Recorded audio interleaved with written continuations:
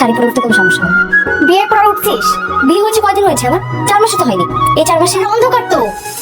অন্ধকার কোনো সমস্যা না, এই ছাদে আমি চোখ বন্ধ করে উঠতে পারবো। তুই দেখ আমি কিভাবে উঠি।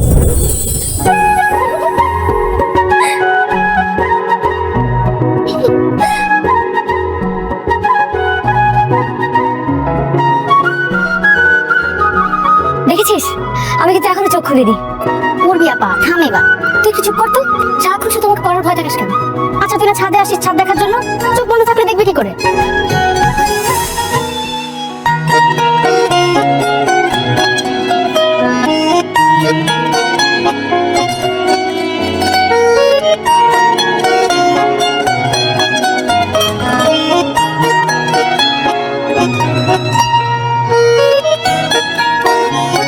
ছাদ দেখতে আসছিস নাকি কাজল ভাইয়ের বাসা দেখতে আসছিস? ছাদও দেখতে আসিনি, কাজল ভাইয়ের বাসাও দেখতে আসিনি। আমি শুধু কাজল ভাইকে দেখতে এসেছি। কি ছাদে আসে? আসে, উঠে ওখানে চুপচাপ বসে থাকে। সেই চেয়ারটায়? হ্যাঁ। তোর সাথে কথা হয় না? দেখা হলো আমি বেহের মতো জিজ্ঞেস করি তো ওটা, কিন্তু কাজল ভাই কথা বলতে চায়, চোখের দিকেও তাকায়, হ্যাঁ বলে চলে যায়।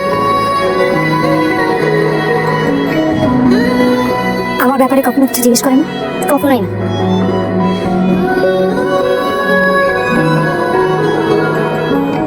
চল নিচে যাও।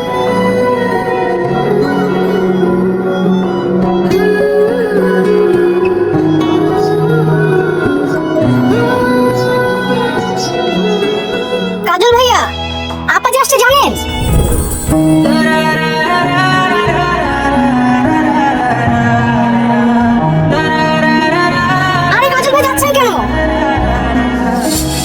শুনলাম তো। আপা কিন্তু এসে আপনার কথা জিজ্ঞেস করেছে। ও বাসায় আসেন, আপার সাথে দেখা করবেন না? দেখি। আপা কিন্তু একদিনের জন্য এসেছে, কালকে চলে যাবে। ভাইয়া মিলি এসেছে। মিলি? কোন মিলি? কে মিলি? আমি কি চিনি তাকে?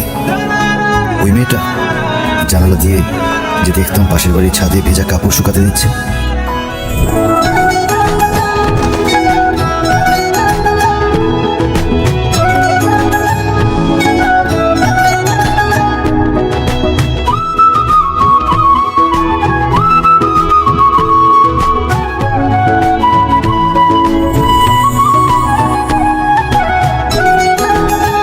আবার কখনো দেখতাম বারান্দায় বই হাতে নিয়ে বারান্দার এই মাথা থেকে ওই মাথায় ছুটছে, পড়ছে আর হাসছে।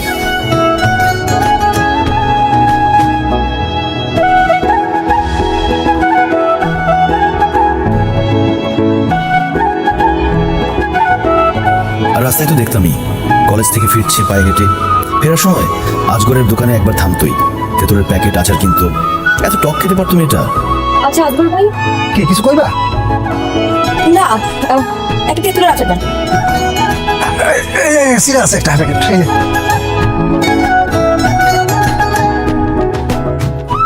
সেই মিলির কথাই তো বললো ওর ছোট বোন বাবলি।